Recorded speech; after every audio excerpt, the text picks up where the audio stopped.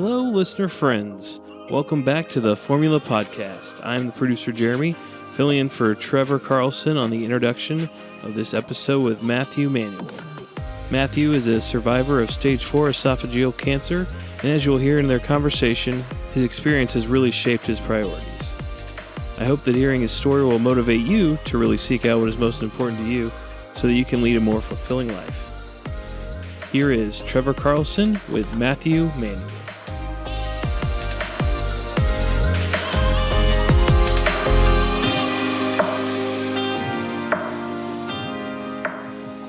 So yes, I'm 31 years old, even though I look like I'm a mid-20s, just fresh out of college grad. I'm technically a millennial.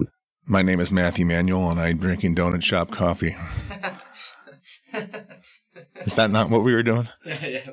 I didn't know if you were a millennial. I don't know if is it wrong if you refer to somebody as a millennial, is it considered an accusation? I think accusation as a word has a negative connotation around it. I don't see millennials as being a negative thing. I think it's been sort of directed as a negative connotation with the older generation, but I don't. If I give crap to millennials, it's more just kind of a trendy thing, like, oh, you millennial. I think millennials have it figured out. Yeah. Like, you know what I mean? Like, I've been working 40 plus hours a week for a really long time, and I don't want to work 40. I mean, I don't know that anybody really wants to. I mean, that's a broad statement. I'm not suggesting that other people don't want to work hard, but perhaps that they should work smarter. I don't know. Yeah. You know what I mean? Having cancer, being diagnosed with it, one of the biggest things I've reflected on this past year is just that. Like, what are we doing? Are we spending all of our time working, or are we enjoying ourselves? Where's the balance? You know, is it a financial problem, or is it a spending problem? See how I segued there from the millennial talk? I liked how you did that. Welcome to the Formula Podcast, everyone. I'm your normal, regular, everyday host, Trevor Carlson, here with guest Matthew Manuel to talk about just life stuff in general, how things have kind of changed for him since diagnosis with stage 4 esophageal cancer, correct? Some say esophageal, some say esophageal, and I'm not sure that I care which one is correct. I know that if the G before the EAL at the end of that word was a J, it'd be probably esophageal. Right? Because I don't know. But whichever one you choose, I will go with it. The reason I invited you on is because, we've kind of stayed. I mean, I remember when we were both working at Geometric, I'd come down to the cafe and we'd talk for like 5 minutes, be like, yeah, Bears game, huh? Or whatever. I don't even remember what it was. What'd you do this weekend? I had some beers, played some music. It was great. And then I kind of took off and things kind of changed for you a bit after I left. And we've kind of exchanged some messages. You've taken some creative license, or I don't know if that's the right word, but with some of the photos that I've put up, and it's been really fun to see like the stuff that you make. Plus, whenever you also humiliate other people online. Though I wouldn't say what you do with my stuff is humiliating. I'm actually like, damn, he's making me look pretty good. Keep it up, Matt. You got some more photos over there? Yeah, the whole Photoshop thing came about for me 20 years ago. I started playing around in a program called Paint Pro. And it was one of these programs made by a company called JASC. I'm not sure what the acronym actually stands for, but it's back in the day when you could go to Best Buy and just sit there or stand there like a geek and look at all the software boxes, and I remember looking at like Windows 98 back then and thinking, man, if I just had $400, I could buy that. And anyways, Paint Pro was a less expensive photo editing software than Photoshop at the time. I think you could buy it back then for $100, and I got this idea to start messing around with it and screwing with people. And I have some of my early work from 15 plus years ago, and it's absolutely terrible. And what's funny now is in the social media world, terrible memes are often more popular because it appears as if they're intentionally terrible. So when I do terrible memes, it's intentional. And then sometimes I do photoshopping of, like I have done of you, and where it's too good that it loses its humor. So I think it's kind of evolved in the last 20 years where sometimes I go too far, and then I fool people into thinking it's real, and then they get upset when they realize like the joke was on them. I was like, no, I just perhaps went too far and used a few too many tools to make it look like Trevor is actually dancing in Czechoslovakia or whatever. And but that's kind of fun as well. But yeah, I've been doing that for a long time. And I did it back in the MySpace days. I made some funny stuff, and I have some of that stuff. I've lost a few hard drives over the years, but there've been a couple points where I wanted it to become lucrative and realized that there's no way to make money doing this unless I work for the Inquirer, and I have too much pride to do that. So you spend a lot of your time, working on stuff like that for fun. You mentioned graphic design. My degree is actually from Mount Mercy in graphic design and fine art. Interesting tidbit. I started out as an art education major, and then I did a field experience at an elementary school. And about 13 minutes into that, realized I was not ever going to do that for a living. But then still had to do that field experience for 4 months. And by the end of that 4 months, I imagined myself being presented with the option of sent out to the middle of the ocean in a canoe with no food, or teach art in an elementary school. And I chose the ocean. But then I realized I could just change my major and just not have to do that. And that would be the easier route to go. No, but sarcasm aside, I would not be a good school teacher. I did a stint at Kirkwood doing continuing education with software. That was a really good experience for me. What I realized is that I could definitely be a trainer and do software and teach that if I was the one making all the money, but paid a lesser wage to do it and tolerate the inconsistencies with the array of students that come in and all the different technical levels, some being not technical at all. It was a tough gig for me, but it was a good learning experience. That was years ago.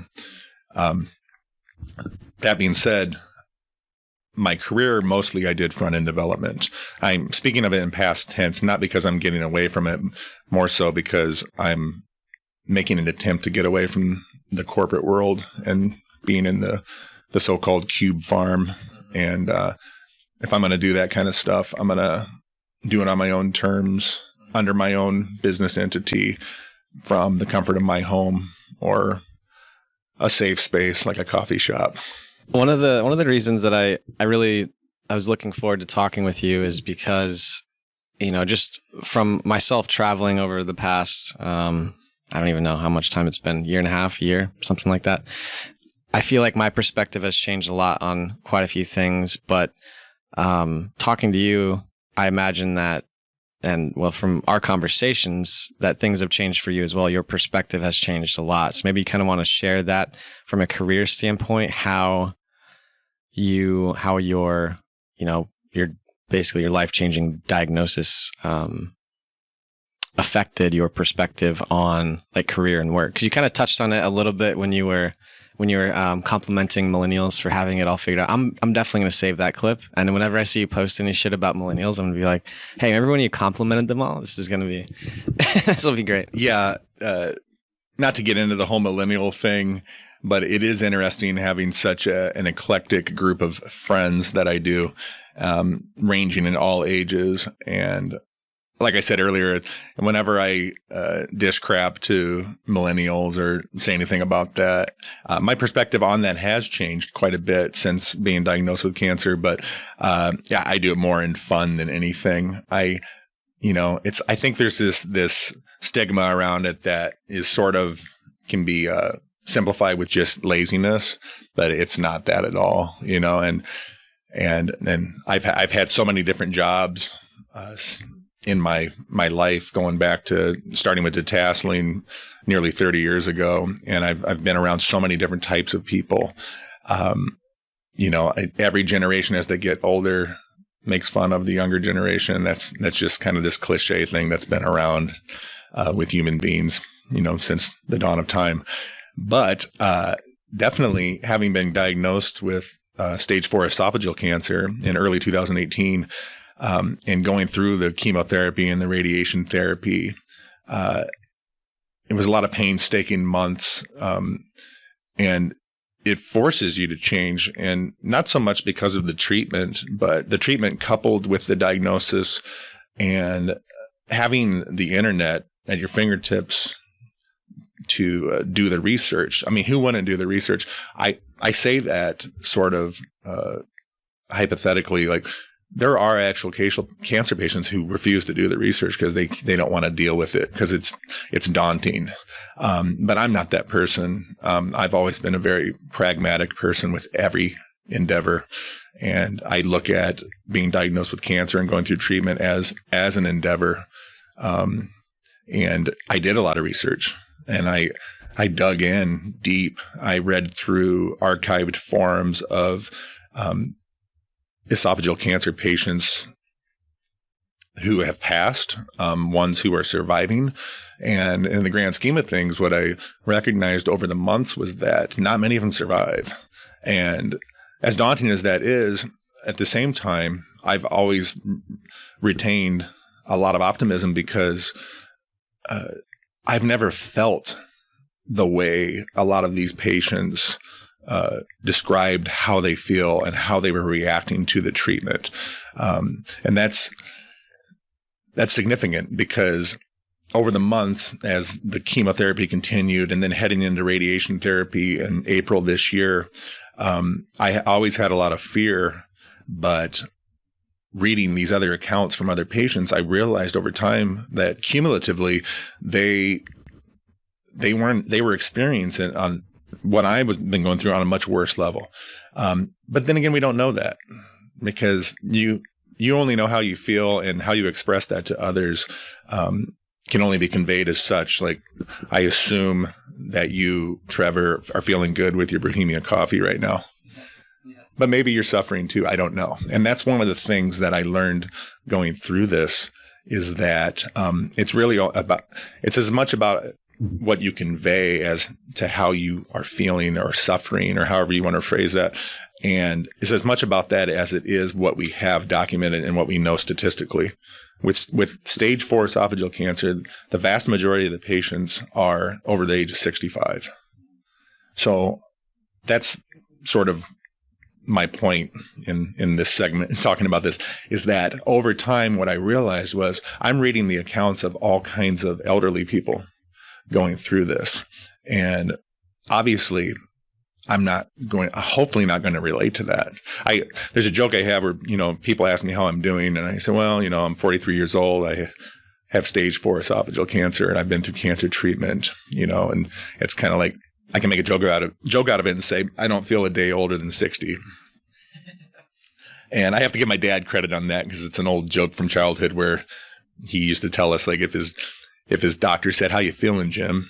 And the doctor said you should something about feeling as good as his age or whatever. My dad at the time was 60 years old, and my dad said something about, well, he feels like he's 80. So that's not, it's not good. And it's hard to throw humor into this with some people, but I try to comfort others because I noticed through this diagnosis and treatment that a lot of people have a harder time dealing with my sickness than I do, which is interesting from sort of this empath perspective. It's really weird. It's like people are more worried about me than I'm worried about myself. And I think that's a good thing. And what that means is that I'm optimistic enough and perhaps strong enough mentally, emotionally, and physically that people read the stats and they're just like, oh, he's a dead man. I wonder what's going through his head. And I'm over here thinking, I woke up today. I actually feel all right. I made it down the stairs. I made a cup of coffee. I'm a little groggy. I have neuropathy in my fingers and my feet, but I'm awake. And I've read hundreds of accounts from stage 4 esophageal cancer patients who are no longer on earth. And they suffered tremendously with eating, with fatigue, with the same neuropathy that I have. And I don't know how to wrap this up right now. I guess basically what I'm saying is, my perspective on everything in hindsight now, having been through the treatment and more recently having good scans and biopsies reveal that there is no viable cancer, whatever that means. Doctors are always ambiguous. Like, is it no evidence of disease? Is it remission? Is it no viable cancer? I think I really believe like it's legalities on how they phrase that stuff. But yeah, looking back on stuff now, I definitely have a different perspective, and we can talk more about that. Yeah, I feel like it kind of has to change you. And it's interesting what you said about other people struggling more than you are, because that's, it's interesting because it's my grandpa right now is going through. He just got diagnosed with dementia, and then I found out that both of my grandpas are one of them has passed away, but they were both like manic depressive. My family just did a good job of hiding all of us from them when they went through their episodes. And so he had like a manic episode and then he got lost because turns out he has dementia now too. He's had some strokes and he got lost for a few days, went missing. And it's like the toll that he's not real happy about being in like a home now, but the toll it's taken on everybody else has been like significantly more and significantly like noticeable. So I don't really know why that is, but it's an interesting like observation how it affects a lot of other people around you too, more than just the person that's gone through cancer or whatever it is. So going back to perspective. So I think the question that I asked was about career and work wise. Is there, I imagine that there's people out there. I mean, I talk to them quite often where they ask me like, I don't know what I want to do. I don't know what I'm passionate about. I don't know what to do. Based on your experience going from kind of, normal life to where everything kind of changed for you, where I kind of want to hear your perspective on this. I don't want to put words in your mouth, but you're probably a lot more, I would assume that you have a lot more gratitude for every good day that you have. Maybe you can kind of share your perspective on some of those questions that people might have around like purpose, passion, and then also maybe a little bit about how your perspective has changed on gratitude as well. It's a good question, and I want to preface it with my answer with we might have to do a couple takes on this, so just in case I end up veering off into La La Land. But there's a certain, I've had this conversation with other people, obviously, probably not in the depth that I may go into here, but I try to summarize it the best way by starting with when I got out of high school, I didn't really know what my chances or opportunities were. I didn't have any money. My family didn't have any money, and I don't want to make that sound like it's this incredibly negative thing, but I went into doing construction and odd jobs and whatnot. And in doing that, unless you go into a trade and stick out an apprenticeship, it's never going to be very financially lucrative. But I learned a lot, and I did that for years. And looking back on it now, I realize how much I enjoyed doing that. What I didn't enjoy was the paycheck and struggling financially. So fast forward to, my mid-20s, I went back to school. And in doing that, the internet was this up and coming thing in the late 90s. High-speed internet landed in Cedar Rapids with broadband through Mediacom in 1999. And that changed everything. So all of my dinking around on computers and stuff prior to that wasn't all for naught. But once we surpassed 56K modems, and then it was just like, I can get stuff done quicker. And I started delving into video and audio editing and making personal web pages and things like that. And I decided I wanted to go back to school and pursue that. And so I did a 2-year degree in computers.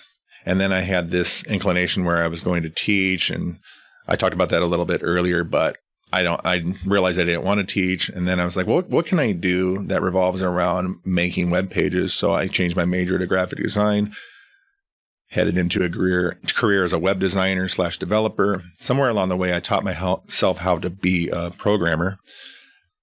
And the significance in prefacing what I'm about to say is pretty heavy. I realized I'd entered the wrong career about 2 years into it. So I didn't get my bachelor's degree in graphic design until 2005, and I was 29 years old. I worked as a web developer for sort of a startup for 3 years, and in that time realized I did not want to do that for a job. That's very significant because we're talking about 2008, and now it's 2019. I was diagnosed with cancer in early 2018. So for the math folks, you now realize that I spent 11 years doing something I wasn't happy doing. But it wasn't that I wasn't happy building web pages. I realized, having undergone cancer treatment this past year and reflecting on my life and perhaps what's left of it, based on statistics, not a whole lot. But I refuse to be a statistic. That's another conversation. Regardless, you still have to look at those statistics, and as an intelligent, pragmatic person, you have to let it sink in and decide what you're going to do and what you want to do and how you want to spend your time. And I believe I have impeccable work ethic, and that's worth something in 2019 for many reasons. But I can't go back into the office world. And it's not because I don't like making web pages. It's because I recognize now fully what my issues are. And one of my biggest issues is anxiety. And it's relevant to the whole millennial thing, right? That stigma around, well, people come up with a diagnosis or a reason they can't do something, and it's just easy to pass it off. But I'm here to tell you it's a very real thing. There are many more people in the closet about their anxiety issues. It's disturbing. I'm a very open person and willing to talk about that. It was never about building web pages for me. It was about being around people and distractions. I don't function well around distractions. And that can be something as simple as one person sitting a foot away from me and just interrupting me once every 10 minutes, or it can be 46 people around me having conversations on a Friday afternoon while I'm racing against a deadline. Those are two things that you need to be equipped to handle if you work in the office world. It took me years to realize that I've never been equipped to do that. And there's nothing wrong with that. It just means you need to recognize that and change your life. And facing my prognosis and the statistical data that indicates I won't be alive in 5 years, I'm not going to spend another minute putting myself into those situations. Looking back, do you think that you would have, like, now recognizing why you kind of had that anxiety and whatnot in the office space, do you think that knowing that now, do you think you would have left sooner? If I would have had this revelation, it's actually, let me rephrase or restart. I actually tried getting out of being a web developer in 2008, and I took a job as an information architect. And because I thought maybe it was the web development thing that I didn't like. And what I found out, like as I mentioned, is it's actually just working in an office in general that I don't like. So that's worth saying because I think I'm looking to start my own business and get back into doing handyman stuff. From all the stuff I've learned over the years, from my early days in construction and odd jobs to being a homeowner 3 times over, I've been working with tools. I started building skateboard and bike ramps in the 80s. I'm very passionate about working with my hands, but I still want to do web stuff. I want to help people with their websites, small businesses, and that kind of thing. My point is I just can't go to an office every day and sit amongst a crowd of people with all the distractions. And it's nothing against the employers or my coworkers, many of whom I've made friends with over the years. It's me. And I think I knew it in 2008, but I'd just gotten out of college and I'd gotten my life together. And that's worth mentioning because I didn't really have my life together before college. I was exploring, job hopping, trying new things and trying to figure myself out and trying to grow up. So I think I stayed in the career so long because I thought I had to. Like, or what's the point in college? why did I come this far and try so hard to get to this point only to say, I don't want to do this anymore. And I think a lot of people struggle with that.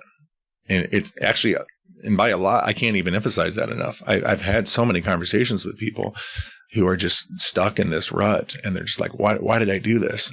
And it's because of the financial aspect of it. I've been forced this past year to live beneath what I'm used to. I'm not going to say that I've suffered financially, and the reason for that is because of all my friends and family who've come forward and helped us financially. But regardless, in that, I realized I don't need as much money as I always thought I needed, and to put myself back into those situations that cause me high levels of anxiety and stress, I'm not going to do that to myself.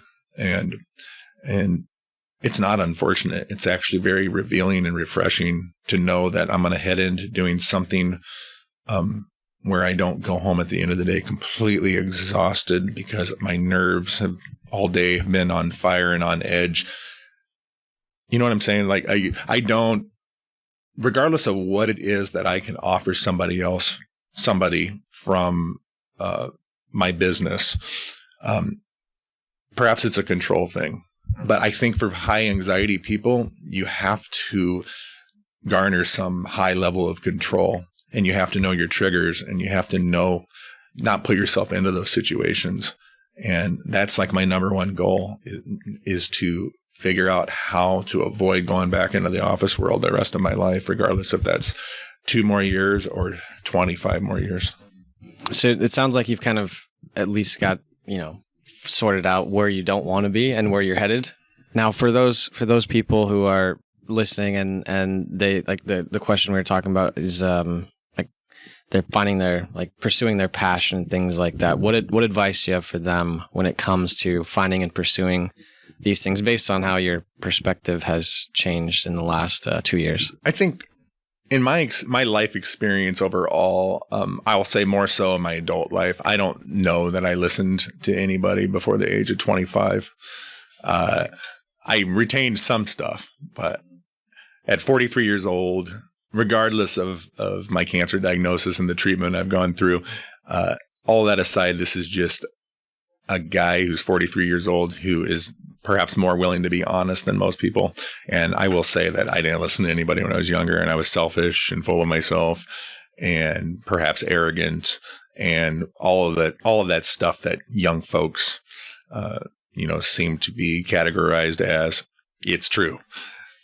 That being said, I've realized a lot in the last 10 years, just actually listening to people. And when it comes to passion and the pursuit of happiness and interest, I think it's scary how many people don't actually know what makes them happy. People know that money makes them happy, and the weekend makes them happy when they don't have to work. And I think there's this overwhelming focus or emphasis on that. Everybody's working for the weekend, or everybody's waiting to crack open that beer or whatever, or smoke that blunt.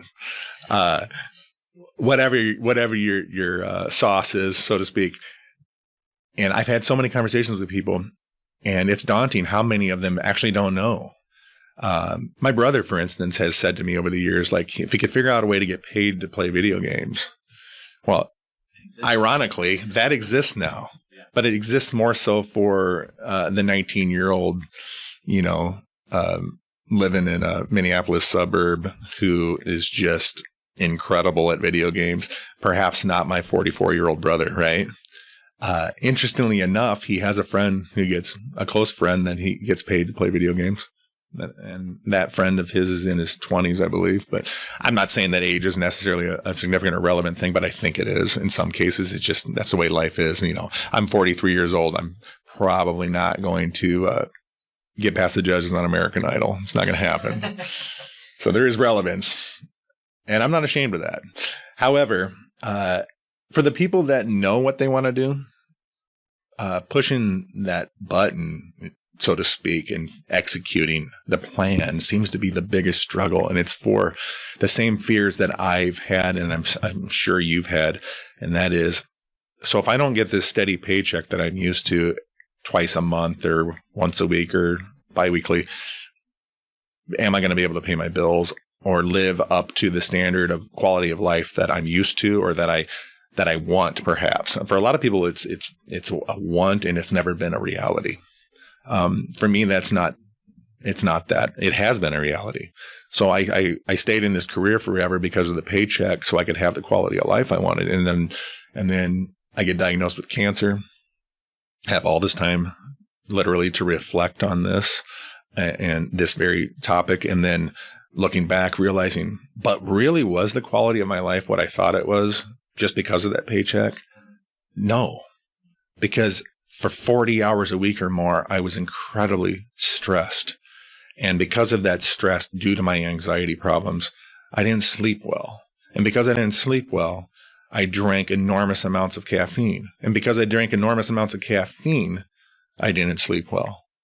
And perhaps because I drank enormous amounts of caffeine, I got esophageal cancer. We don't know. I would say if you were to give me 5 things that could cause esophageal cancer, one of them is excessive amounts of caffeine that causes acid reflux. That's absolutely probably a number one contender. So all of that being said, regardless of whether there's 100% truth in that being the reason I have cancer, I can go with that and realize, so was I happy with the paycheck? Yes. But the majority of the time in a 7-day week that I was awake and alert and able to enjoy life, I don't know, people enjoy sleeping, but are you really enjoying life while you're asleep? That's another story. While I'm awake, if you break down the hours, the majority of the hours I'm awake, I was incredibly stressed. So what amount of money do I need to make ends meet, to be happy, that counters that stress? I don't think there is an amount. I think people chase the wind and they get up to this job where they're making 6 figures a year. And if they actually took the time, if they had time to reflect on whether or not they're actually happy, I honestly have met more people in my time who aren't happy regardless of the money coming in. I've met people that don't make any money are way happier. And I'm sure you, in your world travels, you've witnessed that. It's insane. I learned this going through cancer treatment and not having that same paycheck. And it's an incredible revelation to have, to realize if I'm spending 40 hours a week and incredibly stressed out, that's causing sleep deprivation, that's causing me to drink more caffeine, which just makes the entire thing this vicious cycle. I'm doing it wrong. I think I think Bill Burr has a quote about this. It's something about, would you rather be, 30 years old, sleeping in your king-size bed, married, couple kids, good job, good career, but miserable as hell, or 30 years old, crashed on your buddy's couch, but pursuing something that makes you just fucking excited to get out of bed every day? I mean, it's pretty clear which path I've kind of chosen, even though I think some people are like, what's this jackass doing? Living out of a backpack. But it's, it's traveling. I mean, I've talked about this so much. Whenever I'd go to these really poor countries where people are like, I think about this island I was on in Thailand. This mother and husband and their 3 kids all slept on this like big flat bed. I don't even know, maybe it's a bungalow or something, but then it had like its 4 poles, and then it was just outside, but then they had plastic that would roll over it, and they would all sleep in there. And that's just where they lived out of. And then they had like a outside kitchen. But every single day they were outside playing, they were having dinner together, they looked really happy. They weren't complaining about anything, they weren't complaining about their house or anything like that. Even in Eastern Europe where people are, they're just like, it's like people make $400 a month there on average in a lot of these places, which you're just like, how can you even live off of that? But they're so nice. They're so nice. And they're not, I wouldn't say they're like so happy, like they're running down the streets celebrating every day, but they have like their quality of life, even though they can't afford like the new sneakers, or like maybe they can't get the new iPhone when it comes out. But it just seems like they're much happier than maybe somebody who, like, I think about this myself because I've done this to myself many times. I even just realized I was doing it recently because I feel like it's so easy to get sucked into this or pulled into this, where you're like, okay, well, if I just make a little bit more money, then I can do this, or then I can get that, or whatever it is. And then when you get home, well, for me, this is when I know I'm messing up. So when I get home at the end of the day, and I just I can't put my phone down. Like, I just can't sit still. Like, my nerves are fried, and I can't sit and read a book. I can't sit still. Once I kind of start hitting that, I mean, one day every once in a while is not a big deal because, you get stressed, it's normal. But if you're going, for me, if I'm going home every day and I'm feeling like that, or I'm going back to like an Airbnb or I rented or whatever it is, I know that something's wrong, and that's not the life I want to be building towards, no matter how much money it is. Because I think you were kind of hitting on this a bit, that there's no amount of money that you could trade for peace of mind and quality of life and health. Yeah, and that's a good point as far as how you feel at the end of the day. And I can reflect on the past 10 years of my life, and even going back to my divorce in 2012, and just looking at myself back then and realizing what I was going through, and even thinking about some of the conversations I had with people back then that were memorable for whatever reason, whether I said something or they said something that really stuck in my head. I very much knew back then that I didn't want to be in the position that I was in. And there were a lot of tells around that. But it just kept progressing and getting worse for me over the years. And I want to bring up my girlfriend, my better half, Angie, is a good example to bring up here. She's always been happy, and I don't know if jovial is the word, just smiling and happy and kind and courteous. And, she's just always kind of done whatever she wants, and she survives. I refer to it sort of as I don't know if a bohemian lifestyle is what it is. I can't speak for other countries and nationalities or whatever, but I can say in America, people are quick to criticize her because she does what she wants. And I've been guilty of that too, not specifically for Angie, but others who live life the way she does. And getting diagnosed with cancer and then going through the treatment and literally feeling sick and like a different person and living in fear and being drugged up and all the things that go with that. I've had all this time to not only reflect on myself, but to genuinely observe her and who she is and where she's come in life.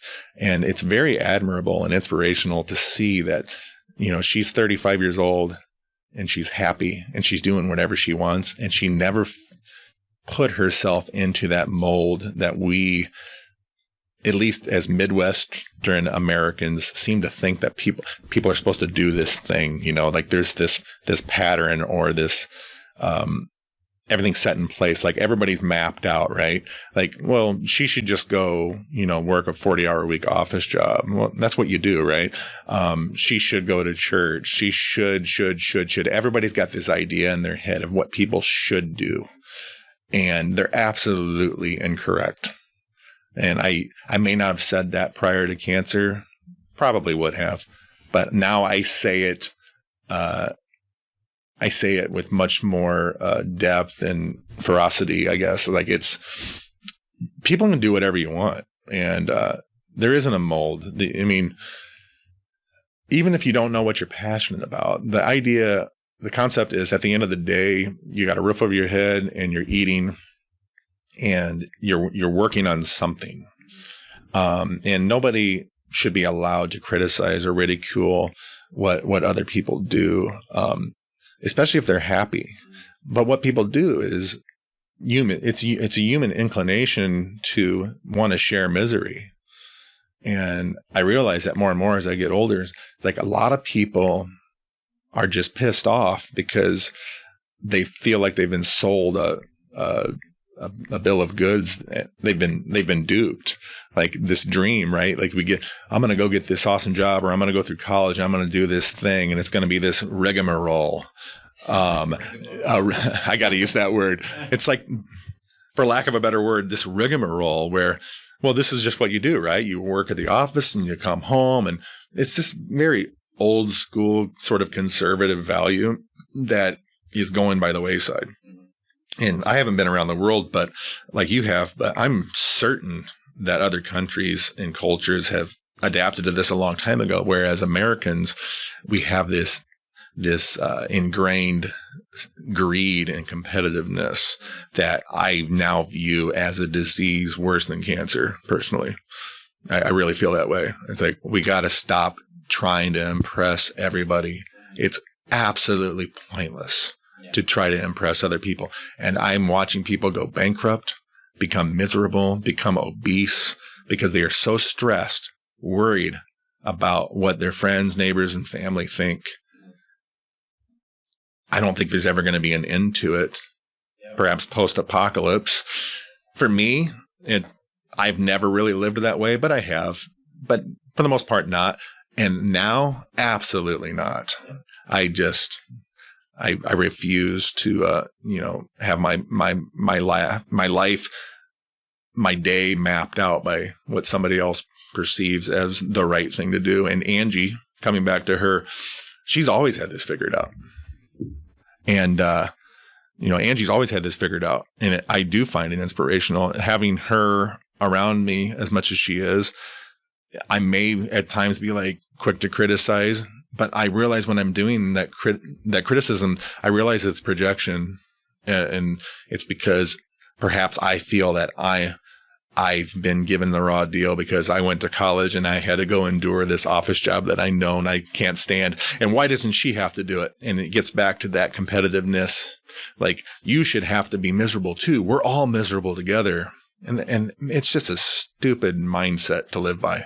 Yeah, I have so many thoughts on this because, I feel like I tried really hard to do like the normal thing, but, and even like when I was working at the same company you were at, from like everyone else's perspective, and like, man, you're doing really well. Like you're killing it. You're like hitting all these goals. You're not even 30 yet. Damn. And then I'd go home and I'd be like, my God, I'm so miserable. Like I just would feel terrible. I was sick all the time. I was in my 20s and I was sick all the time. That's ridiculous. And I was working myself into the ground for what?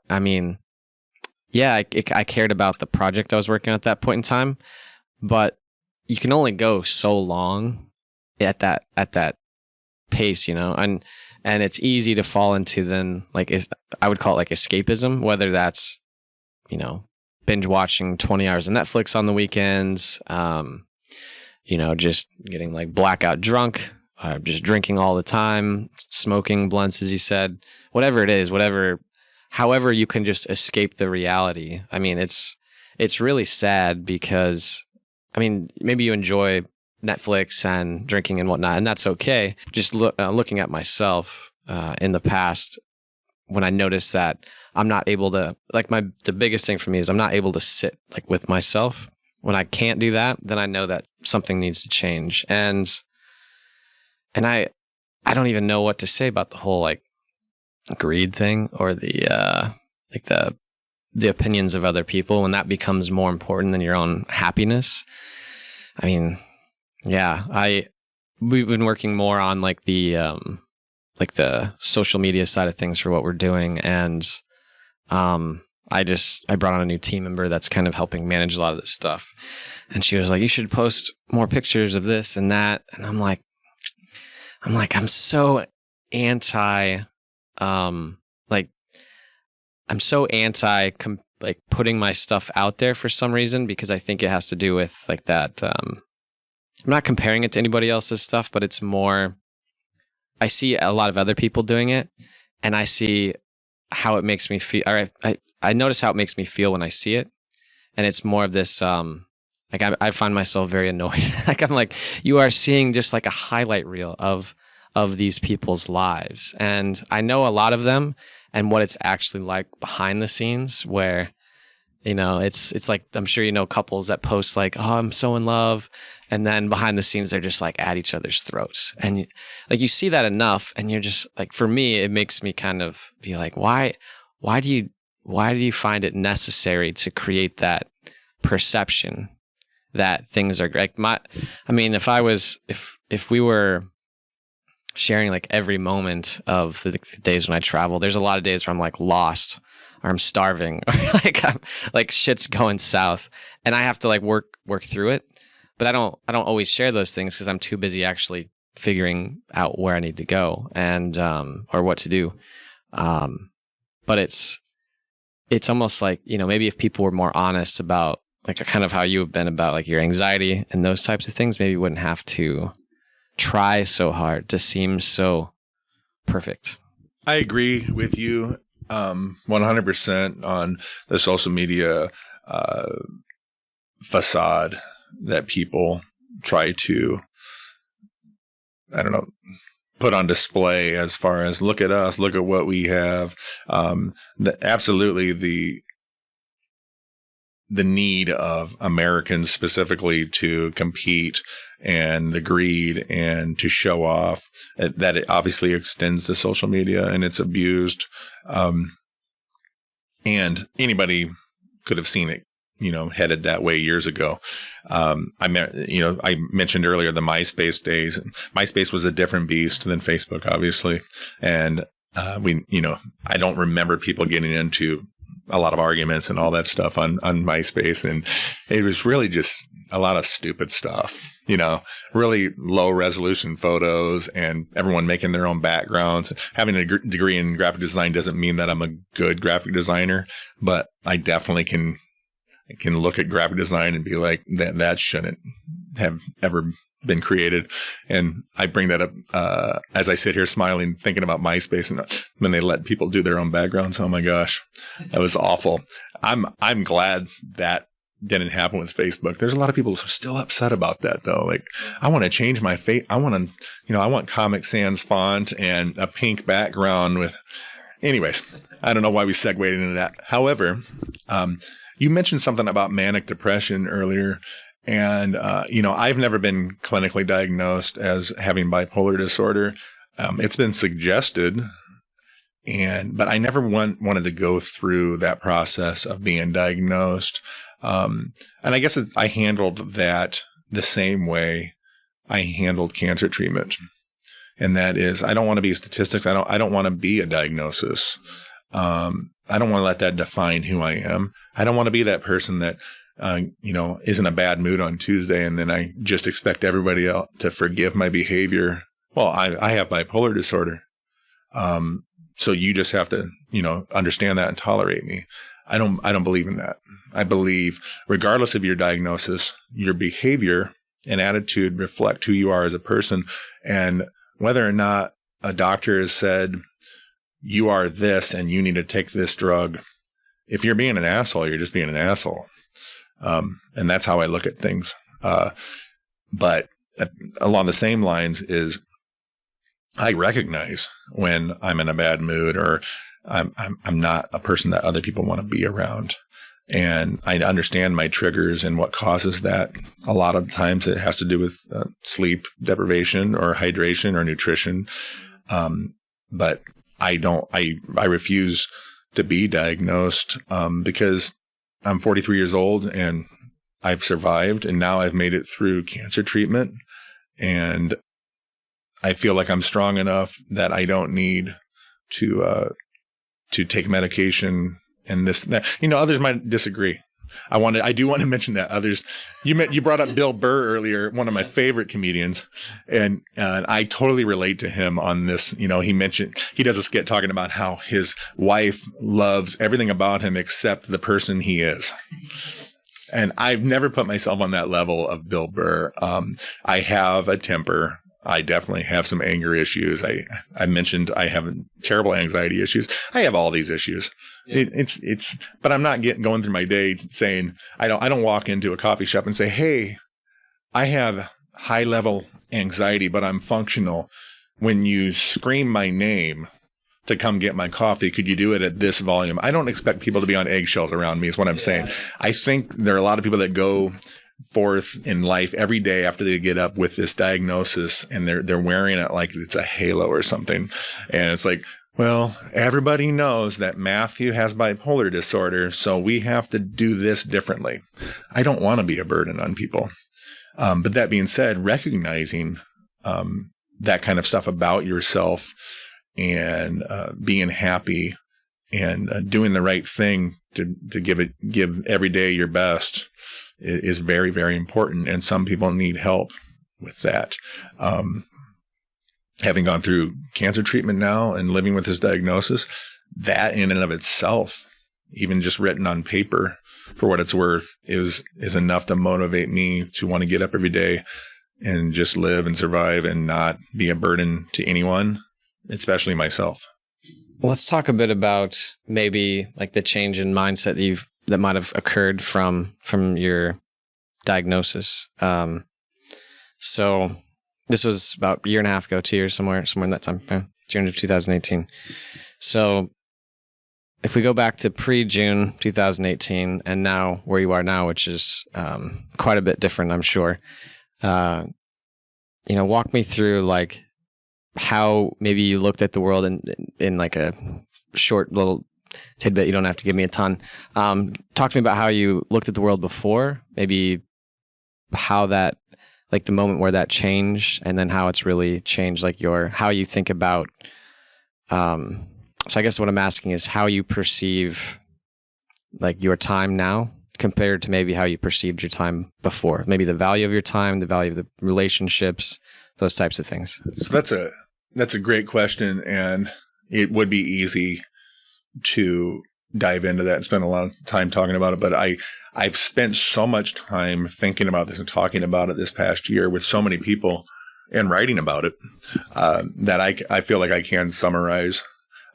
Prior to cancer, I'm not going to lie to you, there were many moments where I was looking for sort of a way out. And by that, I don't mean suicidal, a way out of life, but just a way out of my situation. And what my situation was, essentially, as I talked about earlier, is that I've sort of trapped myself in this financial tunnel where I have this quality of life and like, this is the stuff that makes me happy. And this is what I want to do. And, it takes this much money to do that, right? But I never had a retirement plan, okay?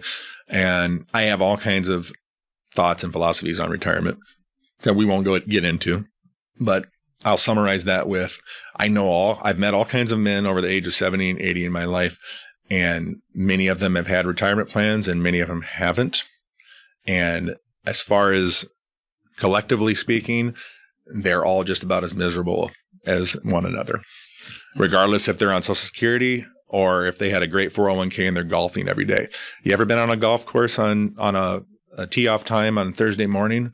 All those old retired guys, they're the biggest group of obnoxious, ornery assholes I've ever met. And so my point is being a pragmatic person, I look at that and think, okay, so you worked here for 35 years and you retired and you saved up all this money, and now you're just really pissed off and in a lot of pain on a golf course. Point being, before I got diagnosed with cancer, it's not that I was thinking, okay, I'm going to work until I'm 75 years old and then I'm going to be physically incapable. I was always realistic to thinking eventually, because of the career I am in, I'm going to cap out in salary. Well, that sort of already happened anyway.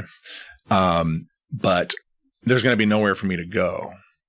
And realistically, the up-and-comers in computer science and development are starting to work circles around me. And they're so eager and they're so not jaded. And I say that because I lost that eagerness and I have been jaded by the industry and the office world. So my plan was to find a way out of that career and pursue something else, perhaps less financially lucrative, but at least I would be enjoying myself. And I mentioned that specifically, not that your question should completely revolve around career, but for the reality of our adult lives is that is our adult life, like figuring out how we're going to spend our time and how we're going to feed our faces and that. So prior to cancer, I had this goal of how am I going to get out of my career and what am I going to do in that and what I'm going to do. And then I got diagnosed with cancer and I was like, well, do I need to worry about that anymore? Because I'm just going to die. And it really is, for me, it's that simple. Like, okay, I don't really need to worry about it anymore. And the reason I bring that up is because you wouldn't think that when you're told you might not be here in 5 years, that one of the first things that comes to mind is, oh, I don't have to worry about changing my career anymore. But it absolutely was one of the first things that came to my mind. And the relief from that, it's so interesting to be told 1 minute that statistically you won't be here in 5 years. And then within minutes later, you're thinking, I don't have to worry about changing my career anymore. And then I'm happy. That is the biggest revelation out of anything. Oh my gosh, I worked to put myself into this career that made me so unhappy that I've now been diagnosed with a terminal cancer and I'm happier with the diagnosis than I was when I was working. That's scary, but I can't stress that enough. That's how much I was disliking my career. And a lot of that is knee-jerk reaction and shock value, because if you're an optimistic person like me and you're told something negative, you want to get that. You want to escape from that. You were talking about escapism. And I don't mean by going out and getting drunk or skydiving, but just being alone with your thoughts at 7 p.m. on a Monday. What does a cancer patient like me think about at 7 p.m. on a Monday? And in the initial onset of the diagnosis, I thought, I don't have to worry about changing my career anymore. And as time went on, I realized, I'm going to survive. Oh, now I got to worry about changing my career again. But that being said, because of the diagnosis and the statistics around it, it's kind of like, you know what? I'm willing to take a dive and try some risky things because why not? I'm just going to do whatever. Is it really risky though once you've realized that statistically you have a sooner expiration date than maybe you expected? And I can go into a whole other I can go down a whole nother rabbit hole with that, but I'm curious to your answer. You're absolutely correct in that assumption. Like, is it really risky? And the answer is no. I mentioned my girlfriend, Angie, her being closer to me than anyone else. She can tell you that I have my moments of anxiety almost daily where I'm like putting my foot down and kind of yelling and saying, I got to worry about the mortgage and all this stuff. And I got to figure all this stuff out. But they're literally moments. Whereas before cancer, it was my entire life thinking, oh my gosh, if I give up this career, I don't care about giving up the career and saying I'm no longer a senior front end developer for a company. It was never about that. I don't have a problem, accepting that, okay, I wasn't happy, because I know so many people in that line of work who aren't happy that will never change. And that's fine. But getting diagnosed with cancer, and thinking about, first thoughts are, I don't have to change my career anymore because I'm not going to be alive. And as haunting as that might be for my friends and family to hear, that is really what goes into your head. Like, you have to look at all the positive stuff. You have to, or you can just curl up in a ball in a corner and waste away. And unfortunately, a lot of people do that. And I didn't have to do that, but thinking about diving into my own business now and the risk around it, it's so less frightening. It's just like, whatever, we'll figure it out. Yeah. I set up that GoFundMe after I was diagnosed, and that's something I never would have done in a million years had I not been diagnosed with a cancer as severe as a stage 4 esophageal. But, I was like, you know what? I don't have any money because I'm an idiot. And you'd be surprised, probably not surprised, as to how many people could relate to that but would never admit it. And what I learned in doing that specifically is that there's all kinds of other people that are broke way worse than I am, but they would never let you know that. Getting back to the Facebook and social media and the displays people put on, people are broke. And I'm not going to get into as why people are broke, other than we like to spend money and reward ourselves for working a job that makes us miserable. I was broke.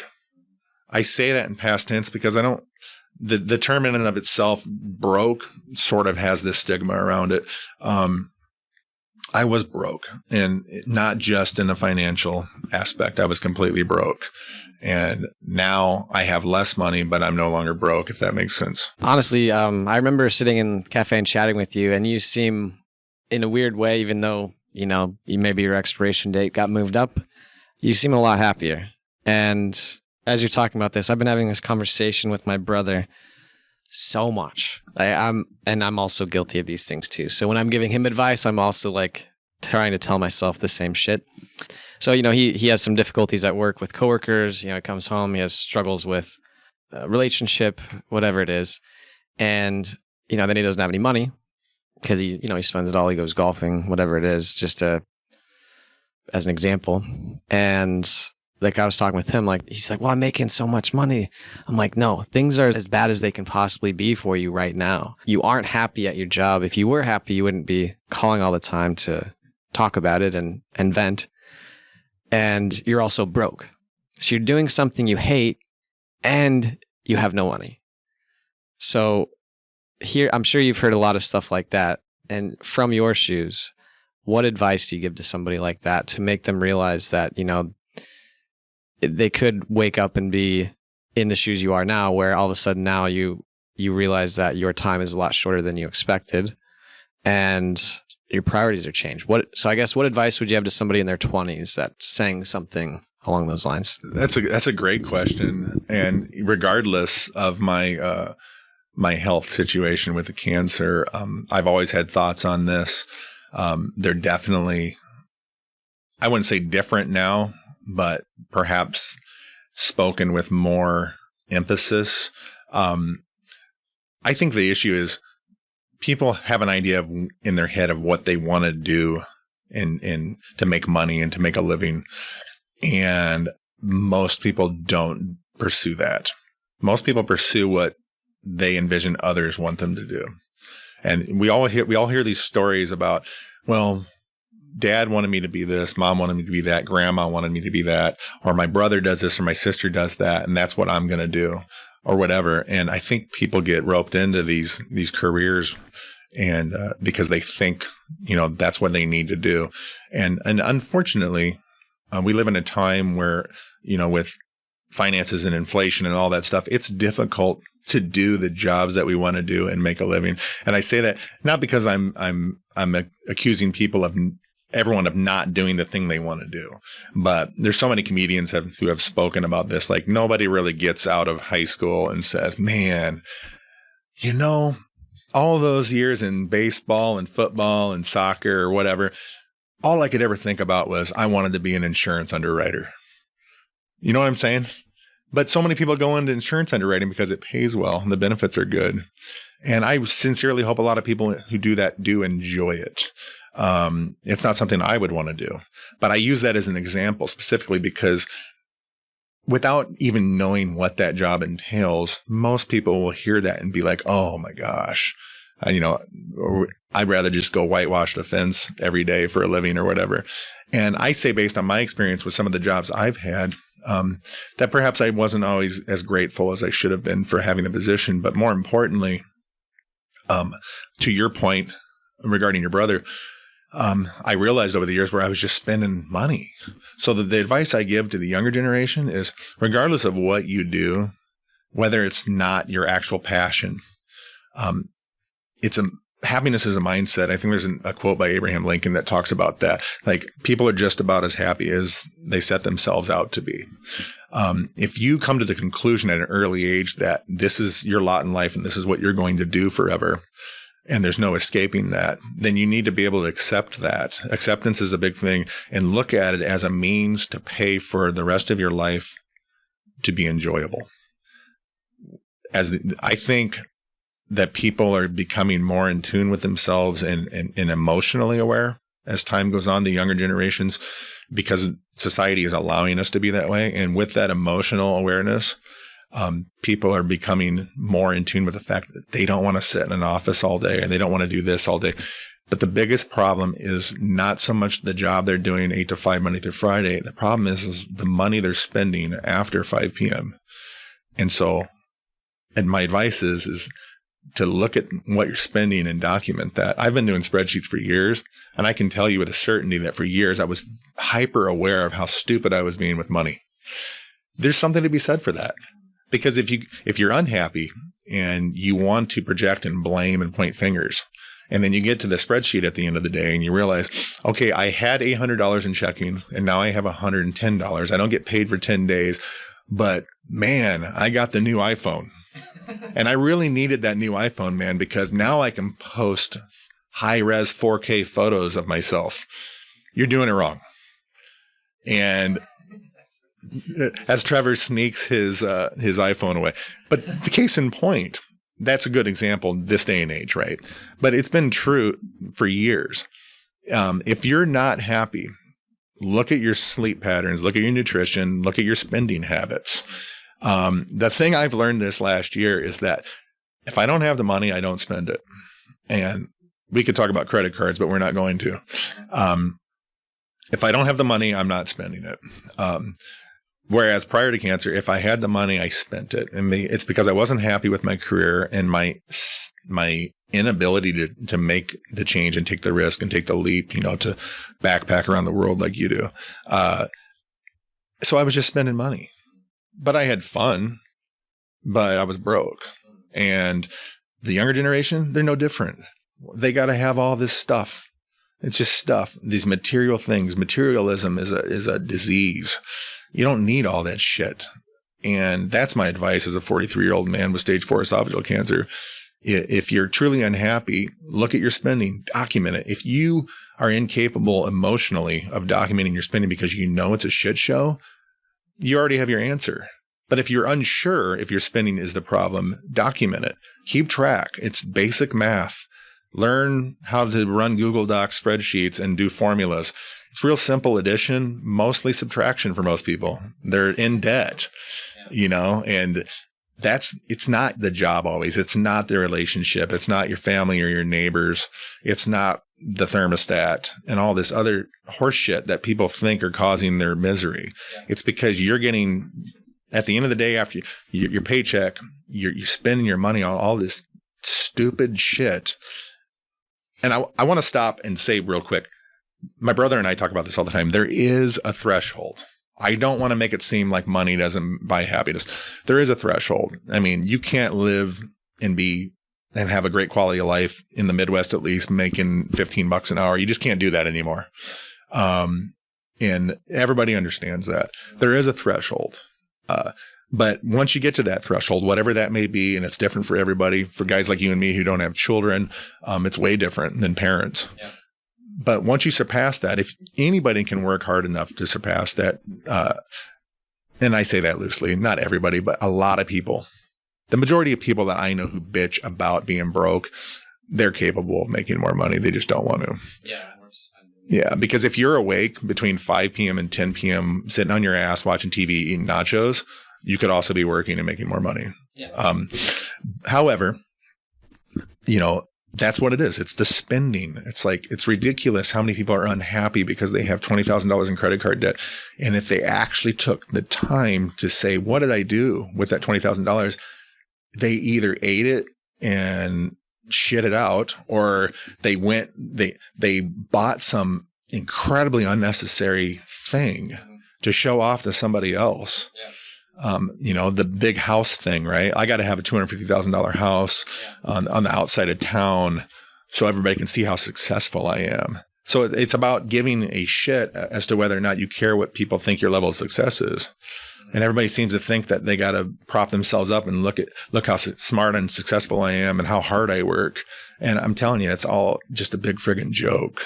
Like one of the things that you made me think about with of your last points was how over the last year, like we're talking about how people keep spending, and it's like this chase, this race to get like the new stuff, the cool stuff. As you mentioned, I hid my new iPhone that I just got. It's pretty nice, but yeah, it's something. It's this thing where it's like we're always getting more stuff, and I mean, for people who are just listening, or for people who have been following for a while, I spent the last year basically just living out of 2 bags. One was like my work bag, which is like laptop, notebooks, all that jazz in it, mic. And then I have another bag that was pretty much half gifts that I had picked up along the way that I ended up bringing home. And then the other half was like clothes. I think I had 3 pants, a couple shorts, a few shirts, and then like socks and underwear.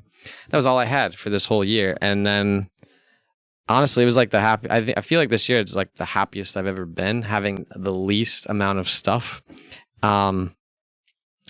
It didn't just have to do with like, people might see some of the cool pictures of like beaches and things like that, which is really awesome. It's fun to go to those places and check them out, but it's not always like really like super awesome beach stuff. There's a lot of shit that comes with it. And yeah, it's funny because like my overall expenses significantly went down too, because I cut back on drinking a ton because I was always kind of doing other stuff that I enjoyed, where being hungover might have been fairly detrimental.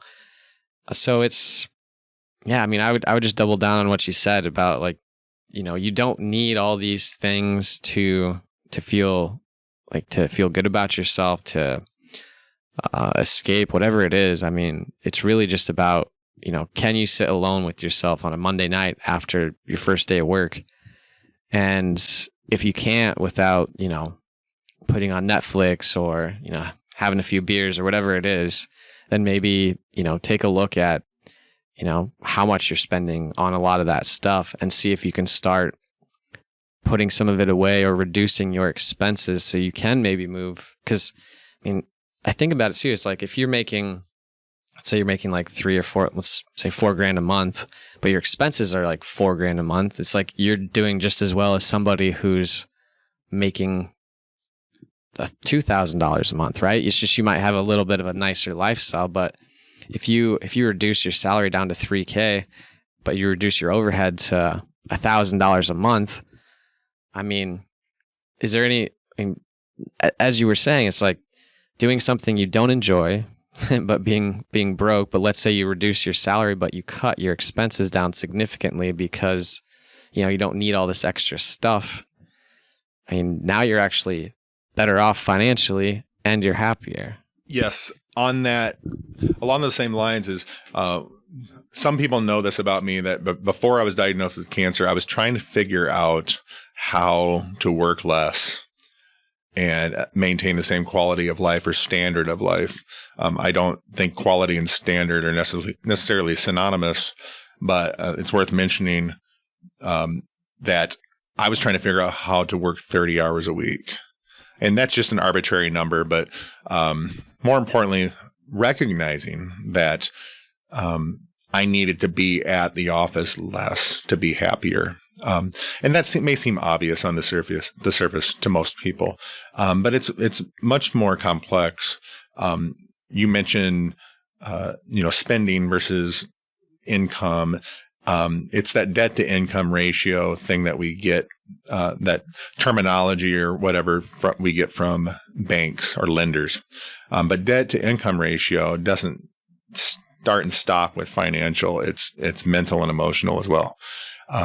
You may be able to trace your emotional and mental wellness directly to your finances and look at it from a debt to income ratio perspective. And what I mean by that is regardless of your financial situation,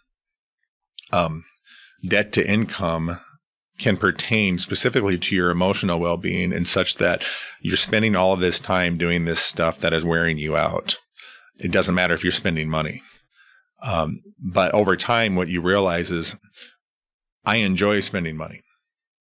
I like buying new shiny stuff and having the best of the best or whatever. But people rarely take the time to figure out this material thing that they're spending their money on, or whatever the event is or the material is, how much time that is in your day or your week or your month.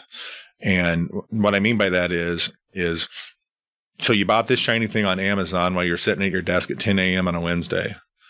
And are you actually going to use it? Is it going to be hung on a wall? Is it something you're going to consume? How much time are you actually spending using that thing?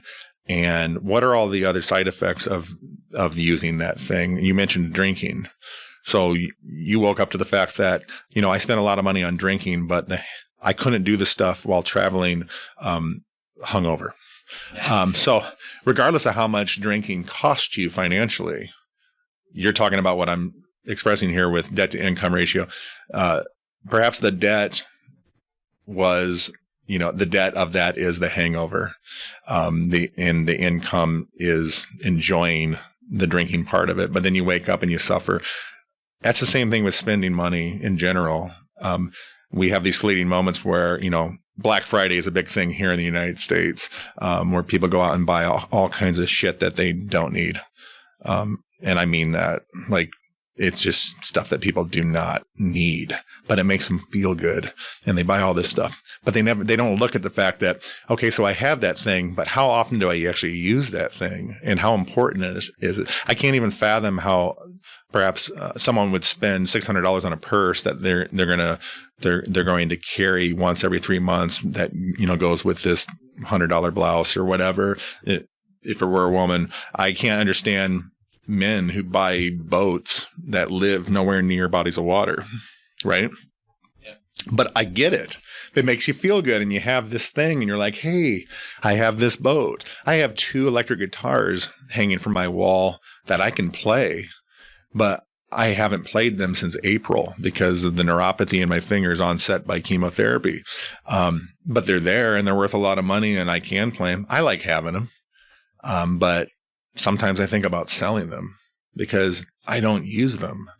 And that's probably a bad example, because really what it is people wanting to have that new car that has that new GPS system or detects curbs. They want that $60,000 vehicle to get from point A to point B, and they don't assess how much time they actually spend in it. Most of these people buying these vehicles, it's a commuter, right? So if you look at the grand scheme of the week and how much time you spend in it, but your payment is $525 a month, it's just absolutely ridiculous. But people seem to think that they need that, and they don't assess the emotional debt that they get from that. They just know that it felt really good to make the purchase, and when they're in it, it feels really good. But even that wanes over time, like the shiny new phones.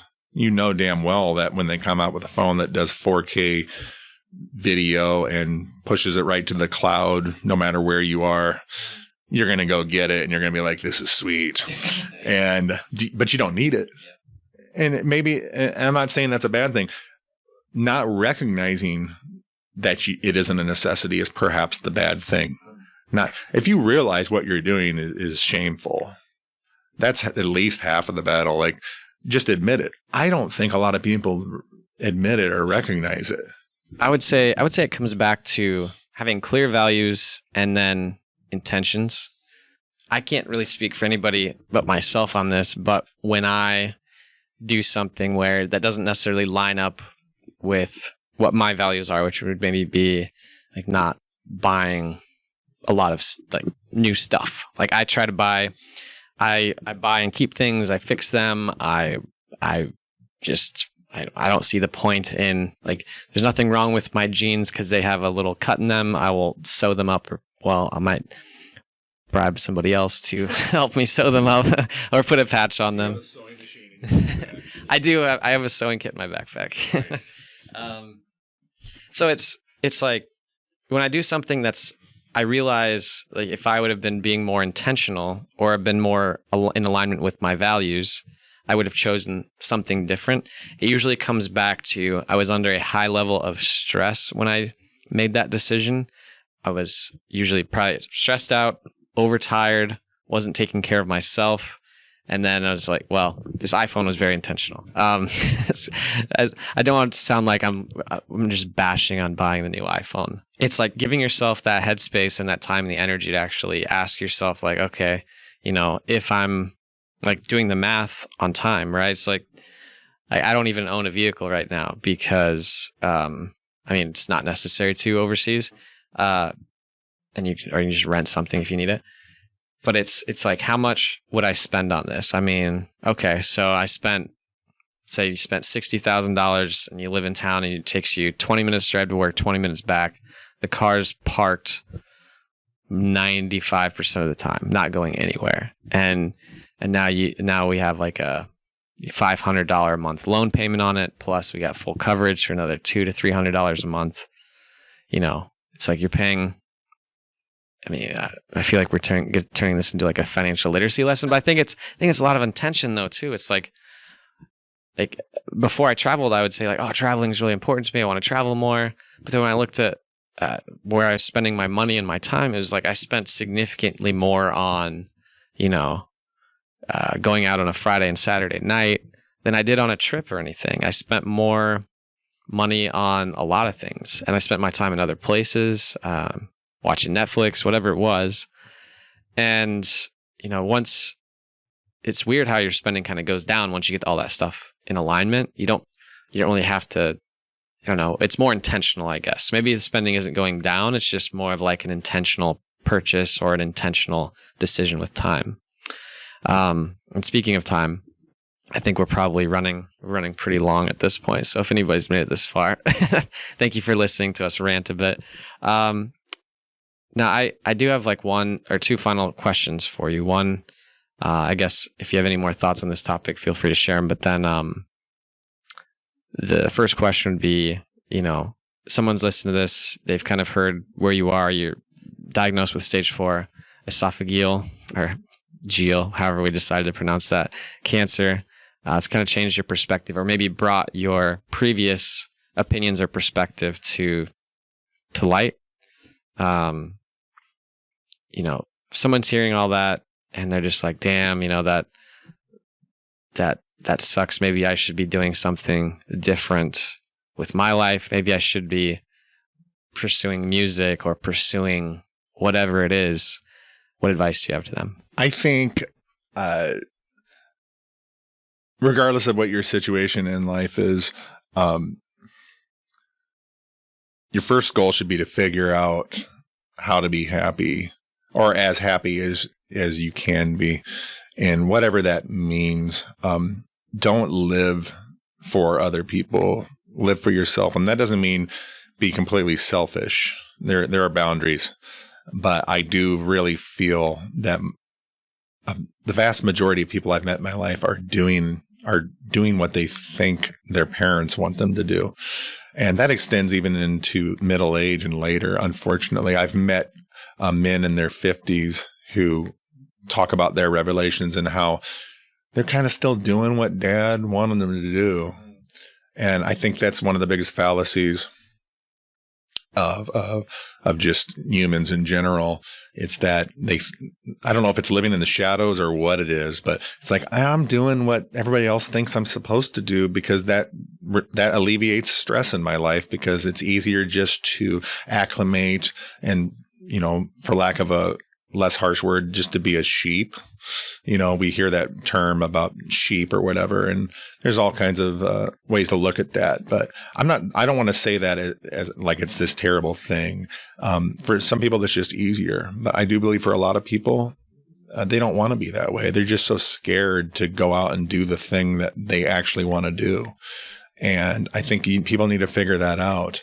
Put it on paper, make a list, whatever it takes to remind yourself every day that this is what I'd actually like to be doing. And if there's no financial gain to doing that, then you need to recognize that that's something that's always going to be a leisure time activity. And you're going to have to suffer through something you don't want to do to get to that. I think for most people, making the leap is the challenge. But being so afraid of rejection and failure is the overarching thing as to why they don't actually make the leap. And you need to assess that and analyze it and be like, what is rejection and what is failure? Is failure not making my parents happy? Because I don't necessarily believe that's true.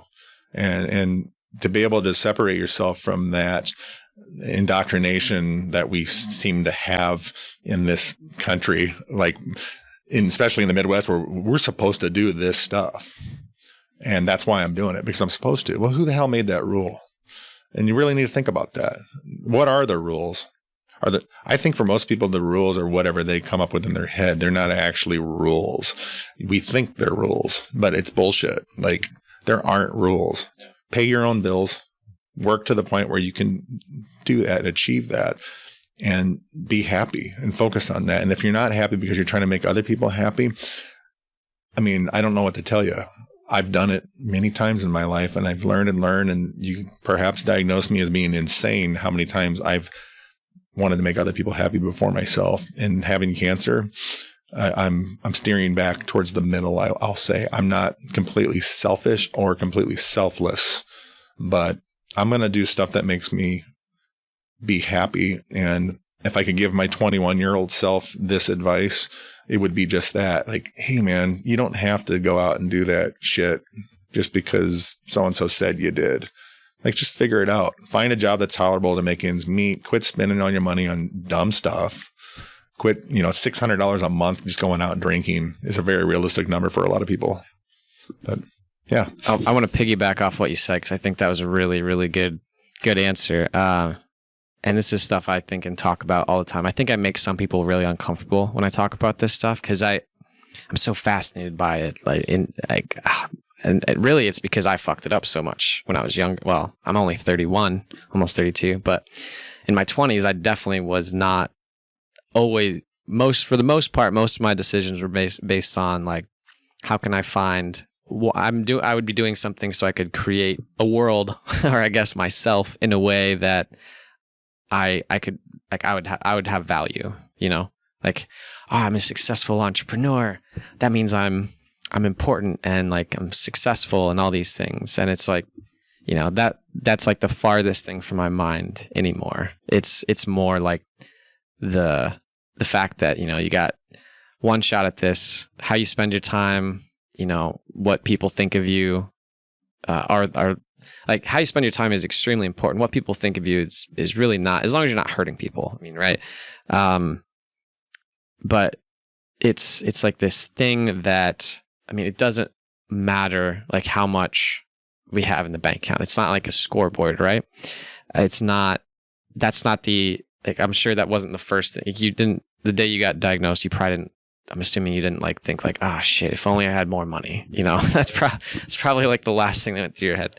So cause I think about this a lot, and I was even running the math. I'm like, you could very easily go be like pursue whatever you're excited about, whatever makes you happy, and then get a job that helps you like at least pay your bills, and then just cut costs completely until you can figure out how to make enough money doing what you love. Hopefully you're good at it too. That might help. But so yeah, it's like, can you go be a barista and rent out your friend's spare bedroom for a couple of years while you pursue your music career, whatever it is? You don't have to. We don't have to pursue that 7-figure career with the corner office. Matt, I really appreciate you, taking the time to stop by and, share your experiences. I know we didn't really dive into like the story of your diagnosis and your treatment and all that, but I think that you'll share in a second where people can find that information. I hope that people can listen to this and maybe do like a 1-to-1 comparison about where they are in their life and where they would like to go based on kind of what you've shared, and how that your journey, your perspective has changed on this. So if they do want to get a hold of you, how would they do so? And then any final words for listeners out there? Thank you, Trevor. Thank you for having me on your podcast. This is the first podcast I've ever been on. Being a musician most of my life, I've been on stage a lot and talked into microphones, but I was always told that the sound engineering wasn't that good and people just heard mumbles. So I hope you can edit this audio so that enunciation is it has the clarity of a songbird. But as far as cancer goes, I do want to say something briefly. I was diagnosed with stage 4 esophageal cancer. I went through chemotherapy and radiation therapy. My last biopsies and scans revealed no viable cancer. The last step in esophageal cancer is to actually have your esophagus surgically removed, and I have turned that down. Some people think I'm crazy. Most people think I'm brave. There's a lot of reasons behind that, and you can find those reasons in my online ramblings at cancerislife.com. My entire cancer treatment journey has been documented. There's a couple gaps in there. I will explain those gaps as when I wasn't feeling good, so I didn't write for a month or two or something to that effect. You can find my contact information on there if you want to reach out and talk about cancer or anything. I'm always willing to open up about stuff and my experiences with life in general. But if you want to talk about cancer and surviving cancer and what that's like, you can always shoot me an email. All right, I have one last question because I just thought of this. So let's say someone is going through whether it's cancer or another struggle in life. What advice do you have for them? Do the drugs. It's funny, but I've met patients while going through treatment who refuse to get on medication and they're miserable and unhappy. Do yourself a favor and swallow your pride and whatever it is that makes you think that you're super strong and you don't need help and all this stuff, and just succumb to some of it. It really helps. They have very powerful pharmaceuticals out there to kind of put you in a blur and keep you happy and keep things balanced and even in your brain. Do whatever it takes for yourself and for your loved ones close to you to get through this in the most healthy way possible. And as far as coping mechanisms go, don't go out and just get obliterated with alcohol abuse and things like that. Talk to a doctor, talk to a psychologist or psychiatrist or whatever it takes, and find something to help you get through it. And I can't say that enough. And more specifically, because I weaned myself off the medications I was taking, and in that, all this clarity surfaced. And for about 3 to 4 weeks, just a few months ago, I was incredibly depressed coming off of the drugs. And the reason is because my diagnosis just slapped me in the face once I came off the drugs. It's worth mentioning this because in that, I realized how much the medication helped me get through all the treatment and wake up every day. And I almost don't like talking about this because people want to view me as being this overly optimistic, tough person. But I'll be honest with you. I don't know how I would have done several moments at least throughout treatment without a pill to pop and just be kind of like, I'm just going to take the load off. And just do it for yourself. There is no reason under the sun why people should go to bed every night afraid that they're going to die and that life's going to be over, and people's wheels turn. And, people drink to stop the wheels. They smoke weed to stop the wheels. They take pharmaceuticals. Some people do all of that. I had a pill specifically called lorazepam, and I took one every evening, and I got so inundated into that regimen. I can look back on it now, having weaned myself off of it, and realize that pill in and of itself really helped me get through a lot of this stuff. There's a reason pharmaceuticals exist. Whether or not you're against them or for them, it doesn't matter. I'm telling you right now, if you get diagnosed with a terminal disease or any life-altering disease and you're at your wit's end, pursue some kind of medication for it. I strongly advise that. There is no use in spending what's left of your life on earth miserable for some sort of dignity or prideful, I'm not going to take medication. It's just not worth it. In the era we live in where machoism is sort of fading away slowly but surely, that's happening for a reason, because we need to become more in touch with our emotional awareness and recognize our problems and the mechanisms we choose to cope with said problems. And when you get diagnosed with a gastro cancer like mine, drinking alcohol is not an option.